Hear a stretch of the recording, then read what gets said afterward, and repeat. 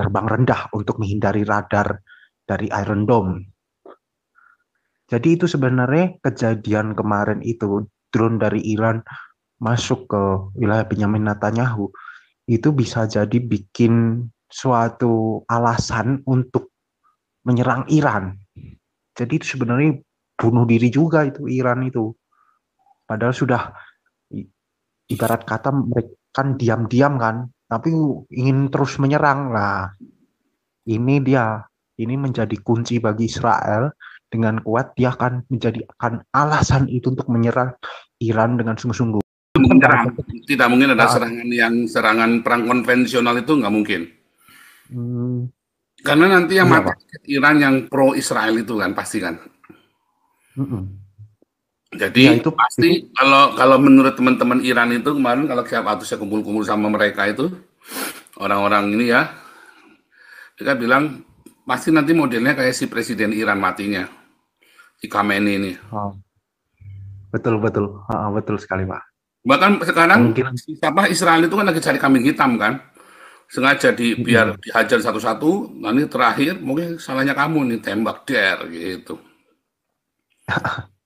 Jadi Bisa jadi kalau naik pesawat karena Pak. rakyat Iran itu terlalu ini, semua itu berharap yang terjadi di Iran itu adalah rezim yang digulingkan. Sedangkan Pahlawinya sendiri kan pro Israel kan, orang kemarin kalau nggak salah minggu lalu kan ke Israel Pahlawinya kan, raja Mm. Irannya itu kan. Iya. Jadi nggak mungkin terjadi perang konvensional itu nggak mungkin.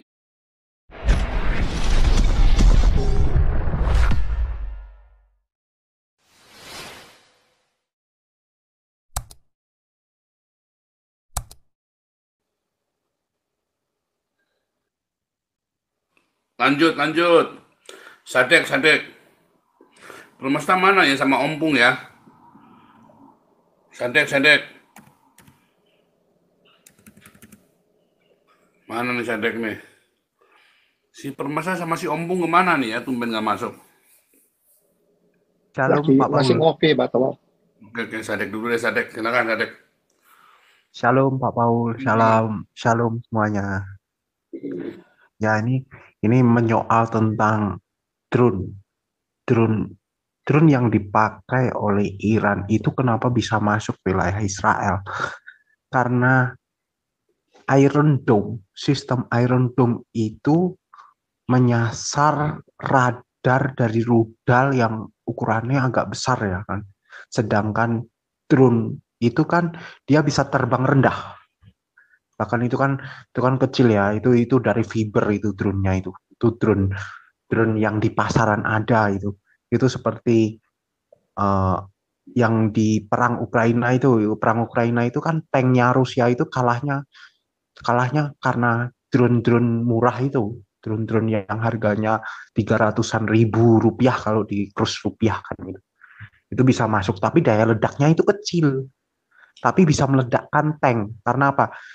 Karena saat drone kamikaze itu ditembakkan ke tank, dia akan menyasar titik vital di sebuah tank itu. Semua tank di dunia ini itu ada titik vitalnya. Nah, itu ditabrakkan ke situ, itu sebabnya tank Rusia yang harganya miliaran itu dengan mudahnya hancur. Dan sekarang kalau yang mau menyerang rumah dari Benyamin Netanyahu ini, sistem drone-nya sama seperti kamikaze. Tapi ini terlalu cepat. Dia modelnya pesawat, bukan model heli ya, bukan model model baling-baling, tapi modelnya pesawat. Jadi cepat. Dan kekurangannya apa? Dia tidak tepat sasaran. Jadi drone yang model pesawat itu sangat sulit untuk menempatkan sasaran. Apalagi kalau terbang rendah untuk menghindari radar dari Iron Dome. Jadi itu sebenarnya kejadian kemarin itu drone dari Iran masuk ke wilayah Benyamin Netanyahu itu bisa jadi bikin suatu alasan untuk menyerang Iran. Jadi itu sebenarnya bunuh diri juga itu Iran itu. Padahal sudah ibarat kata mereka kan diam-diam kan, tapi ingin terus menyerang. Nah, ini menjadi kunci bagi Israel. Dengan kuat dia akan menjadikan alasan itu untuk menyerang Iran dengan sungguh-sungguh. Dan itu membuktikan bahwa Iran ini kemungkinan kecil dia tidak punya nuklir ya. Kalaupun dia punya itu paling uranium, masih berbentuk uranium sebenarnya. Kalau dia punya, otomatis dia sudah menembakkan roketnya kemarin-kemarin. Karena cara pikir orang keras, cara pikir orang garis keras itu, ya ketimbang kita kecipratan air, ya mending nyemplung sekalian biar basah semua. Kalau orang pikiran garis keras seperti itu loh. Tapi kenyataannya Iran ini tidak bisa, bukan kok tidak mau, tapi tidak ada sumber daya roket nuklir itu. Kesimpulannya seperti itu. Jadi kalaupun itu diserang, itu nanti yang paling Iran itu nanti kalau diserang Israel ya, itu yang paling senang itu orang Kurdi. Orang Kurdi itu banyak orang Kristennya loh, orang Kurdi itu. Itu paling senang karena orang Kurdi di sana dibantai loh. Hampir kebanyakan orang-orang Koptik ya, orang-orang Kristen Koptik itu mereka itu dari suku Kurdi dan mereka akan welcome jika tank-tank Israel itu datang ke Iran. Malah mereka akan memberikan jalan karena Iran itu negaranya itu pegunungan ya, ada banyak pegunungan di sana. Pegunungan-pegunungan. Dan ini yang Turki, kalau kita lihat ya, Iran itu kan dekat Turki juga. Turki itu diam saja ini. Turki itu ketakutan ini juga. Karena mereka juga keras kan terhadap Israel. Kalaupun Israel itu menyerang Iran, negara yang paling ketakutan adalah Turki. Sangat ketakutan. Dan kesimpulannya, kalau besok Iran itu diserang Israel, Turki itu akan diam 1000 bahas. Tidak ada pengancaman karena mereka takut. Terus yang paling bersukaria, bersukacita, orang-orang Kurdistan. Orang-orang Kurdistan, orang-orang suku itu apa? Yang agama kuno itu agama apa? Yazidi, orang-orang Yazidi yang teraniaya itu, kasihan itu. Orang-orang Yazidi itu akan berbahagia saat Iran itu diserang oleh Israel.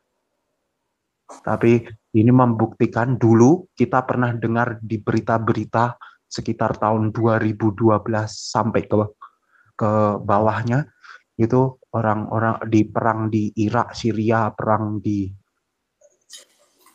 Yemen, perang di itu kebanyakan di oleh orang Syiah tuh.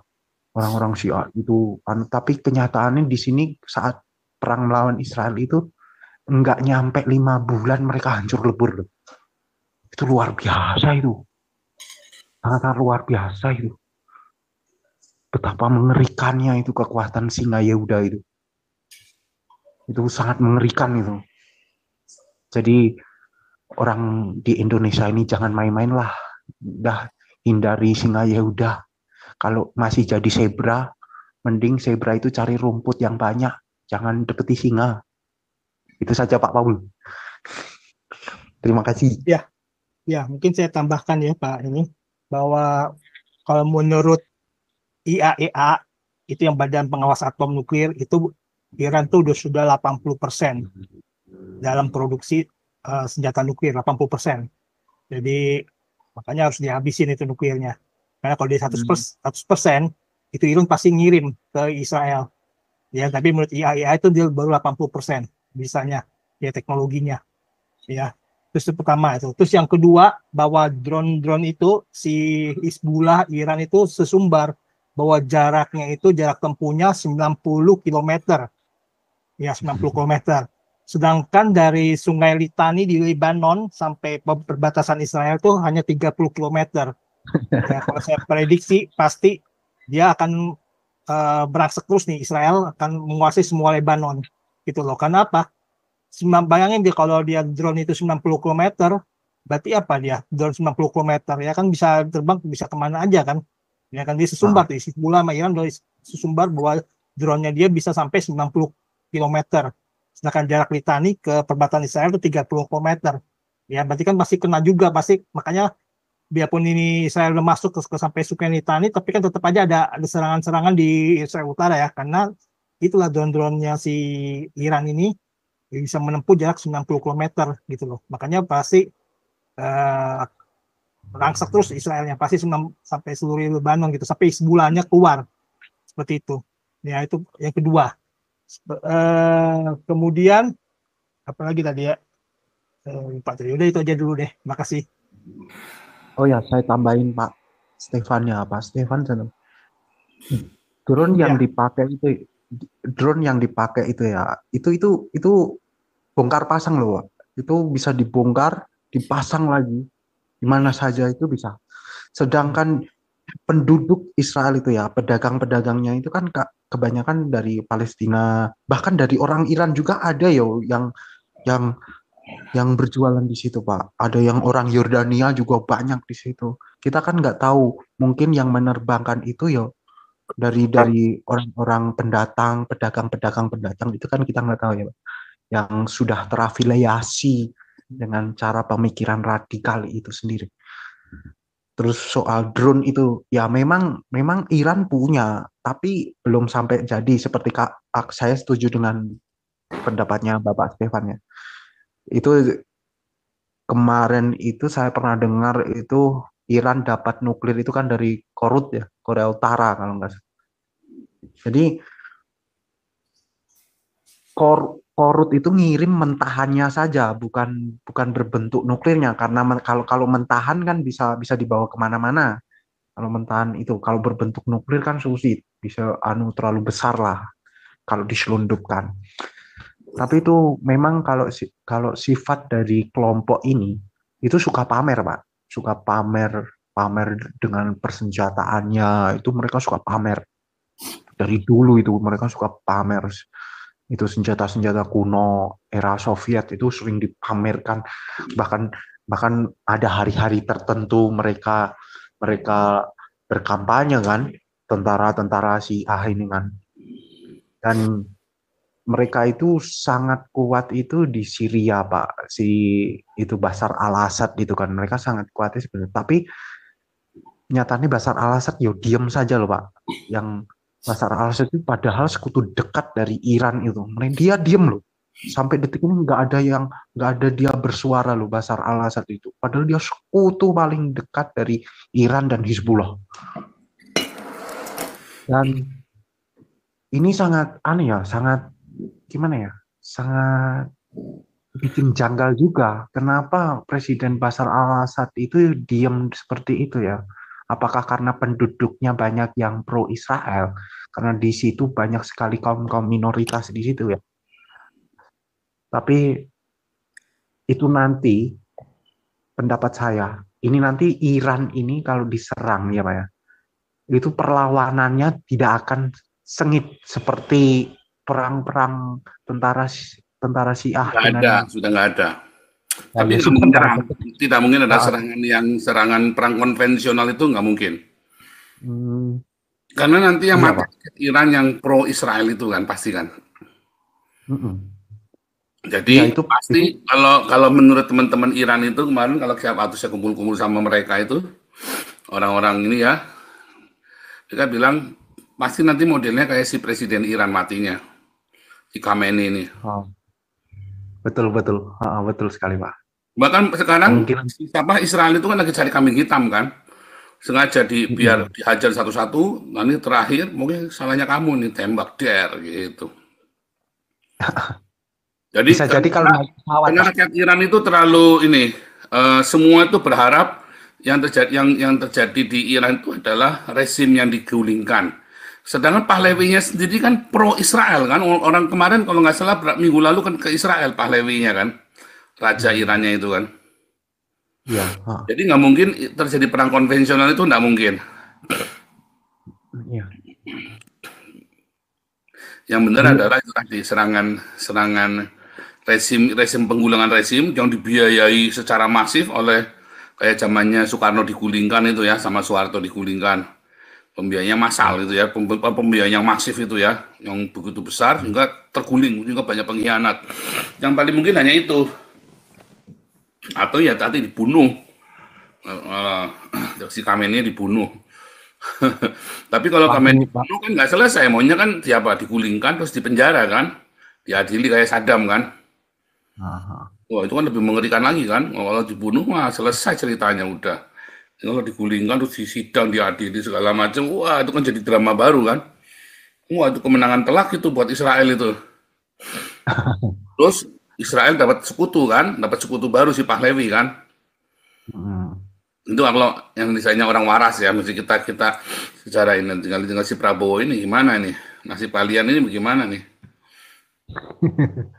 Nggak tahu Pak. Kayak kalau Prabowo itu kayak lebih ke masalah dalam negeri Pak ketimbang luar negeri kayak.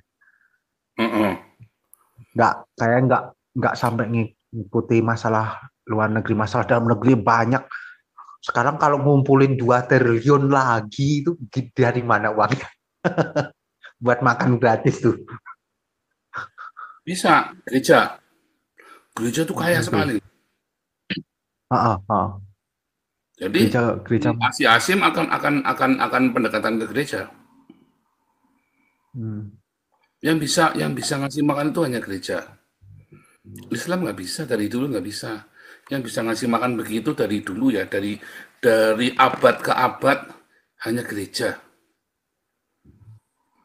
Ya. Yang kedua pajak, Pak. Jadi negara mau naikin pajak jadi 12% pajak sama bensin, Pak. Bensin mau naikin. Nggak bisa. Karena itu korupsi itu nanti banyak sekali. Ngasih makan siang itu korupsinya banyak sekali. Ya, kita itu SOP-nya ya, zaman kita itu ya, lolos di sini nanti nggak lolos di sana. Untung ya kita punya bendahara itu galaknya minta ampun loh. Oh ya banyak yang sakit hati, tapi untung kita punya bendahara galak. Jadi kita nggak pernah kecolongan. Itu loh, untungnya. Bendahara si kayak Bulianti itu kan keras sekali kan. Wah ya dia diserbu dulu di awal-awalnya dikeroyok ya Bulianti ya. Babak belur, udah mau keluar segala macam. Untung si Pak Stefan berhasil menahan Bulianti itu.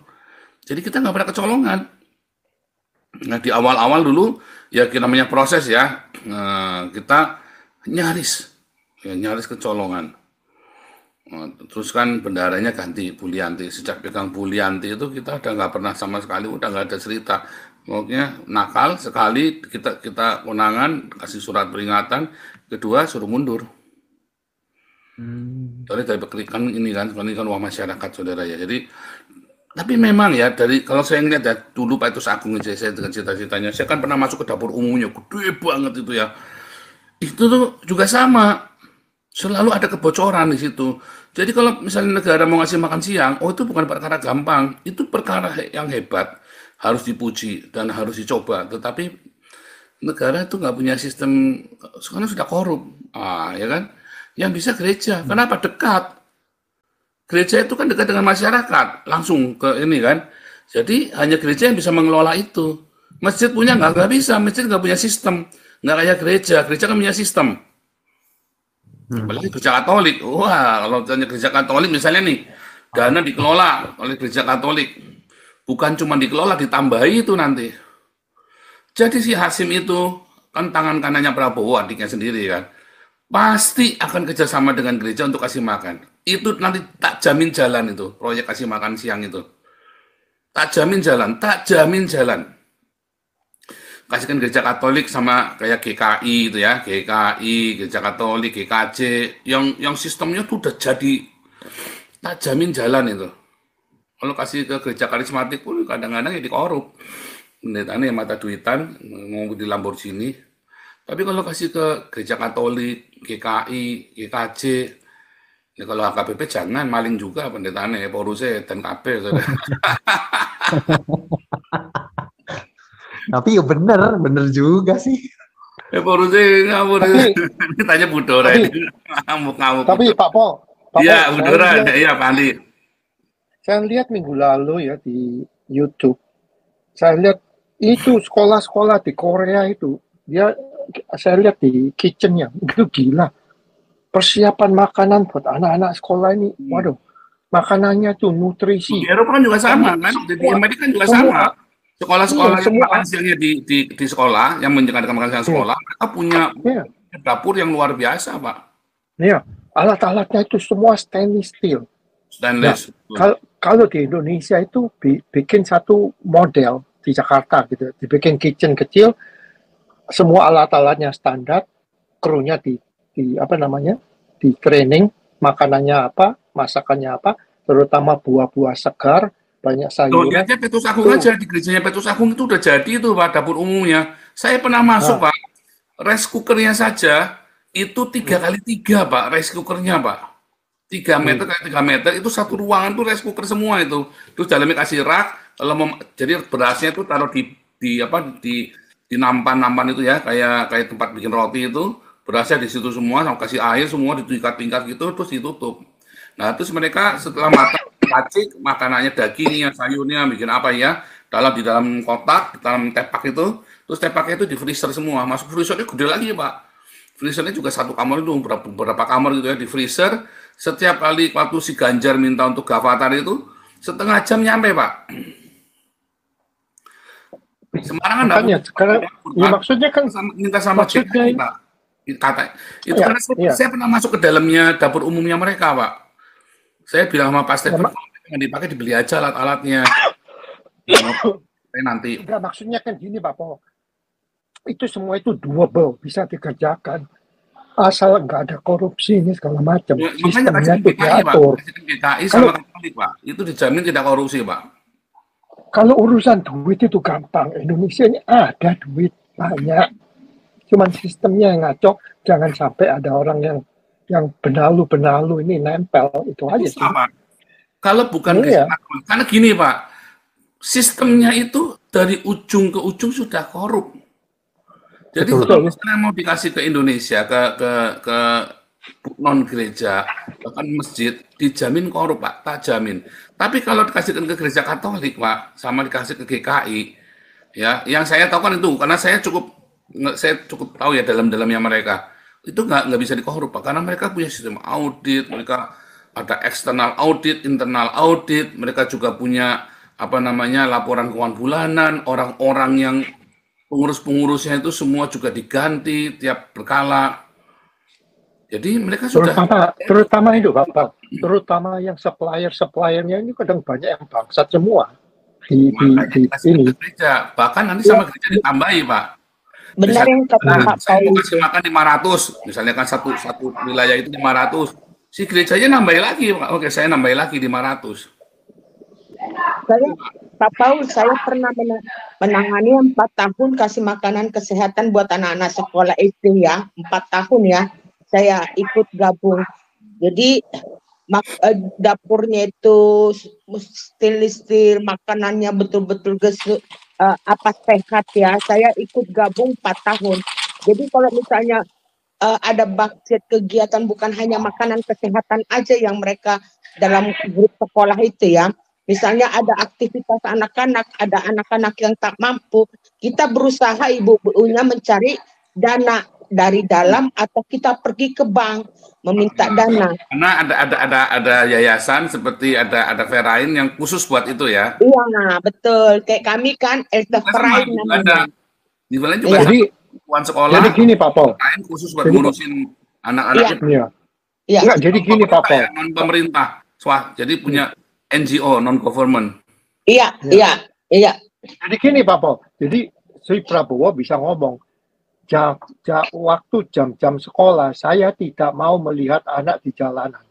Itu harus policy. Jadi semua anak harus masuk ke sekolah, dikasih nutrisi yang bagus. Itu bisa ngurusin. Kan banyak orang tua bilang, oh anak saya banyak, harus bantu cari duit. Itu kita penjarakan tuh bapaknya. Kamu bisa bikin anak, tapi anak suruh kerja, ya kan? Jadi begitu kita nutrisi 6 tahun itu loh Pak. Wajib 6 tahun. Iya. 6 tahun enggak, itu. SMA sampai 12 dong Pak Paul. Sampai kelas 12 itu harus. Itu Pak ya, itu wajib 6 tahun apa 9 tahun itu kalau ada yang keleleran di pinggir jalan itu ditangkepin Pak. Iya, harus. Soalnya alasannya kan sekarang banyak anak-anak suruh kerja bantu orang tua katanya. Itu goblok, tuh bilang. Anak harus ditaruh di sekolah, didapat kasih makanan sehat gratis. Jadi anak itu lebih suka ke sekolah, soalnya dapat makanan free. Anda Di punya Indonesia anak, kan beda Pak Andi, nggak ada dapat uang anak. Kalau di Eropa di apa kan pemerintah kasih santunan uang anak, ada ya, mau gaji berapa mau Bu Dora, kamu. begitu mah nggak bisa di Indonesia. Indonesia Oh, 14. bini empat bikin anak, terus gimana duit dari 14. mana pemerintah? Nggak bisa. Oh, Ini otaknya udah kacau orang Islam ini bikin anak tapi nggak tanggung jawab. Problemnya itu makanya jangan anak-anak stunting anak di jalanan ngemis ada persewaan anak segala macam ya kan Itu repot. tadi Pak. itu tadi Pak Andi yang Pak Andi bilang mengenai ketua MPR itu. Yang Pak Andi bilang banyak yang goblok, yang para apa ya. Saya setuju Pak Andi. Kenapa bilang? Saya pernah dengar podcastnya di salah satu ahli hukum ya, di Abraham Samad itu, Profesor Kait atau Profesor apa, dia katakan orang Eropa itu sebenarnya lebih bodoh daripada orang Indonesia, karena orang Indonesia banyak yang sarjana. Jadi saya pikir gini, ini kok seorang profesor ngomong begitu. Di Eropa ini, kamu misalnya mempunyai tidak profesi dari poli itu biasanya mereka yang banyak yang kalau pintarnya langsung di perusahaan-perusahaan itu nangkap loh, untuk mereka didik, sekolahkan sampai ke atas. Malahan yang sampai kuliah itu istilahnya megang obeng aja tuh nggak bisa. Misalnya sesuatu terjadi, mereka hanya jago di ilmu itu, di metode ilmiah itu. Tapi untuk praktek ke lapangan biasanya mereka orang yang pernah kerja di lapangan, lalu studinya langsung naik. Ini Makanya itu Bu Dora, itu kan ngomongnya gitu. Udah profesor. Itu kan itu yang dinamakan book smart sama street smart. Kalau orang book smart aja cuman profesor, dokter, book smart pintar dalam hal buku tapi nggak street smart. Ya, itu problemnya. Itu banyak memang di Indonesia, kita nggak akui orang Indonesia bodoh. Mungkin soal ilmu, misalnya kan dalil Pitagoras atau rumus energi atau apa, mereka pintar-pintar. Tapi coba sampai sekarang Indonesia buat sepeda sendiri aja, made in Indonesia nggak ada tuh. Kan bingung. Seorang profesor mengimbangin. Ngapain kita ngambil, dia bilang ngapain kita ngambil tenaga ahli dari luar. Loh, kalau memang banyak profesor yang bisa diunggulkan, kenapa belum membuat mobil aja sendiri, spare part-nya cuman spare part-nya dari sini, spare part lalu dibangun itu namanya bukan membuat satu ide. Seperti Ferdinand Porsche itu, dia memahami, dia bukan sekolah, dia bukan sarjana, yang memahami daripada zamannya Holocaust itu. Ya, nah, jadi gini aja Bu Dora, gini aja saya kasih contoh. Si Egy Sujana itu kan profesor, katanya dokter, profesor. Egy Sujana itu orang macam apa itu? Orang banyak minum kencing onta itu. Katanya profesor. Kencing onta, ya udah mabuk kencing onta Pak Andi. Iya. Kencing manusia Pak. Masuk nih. Onta anggur kan. Ini ompong, si ompong masuk nih, ompong nih. Ompong, kasih lewat dulu ompong.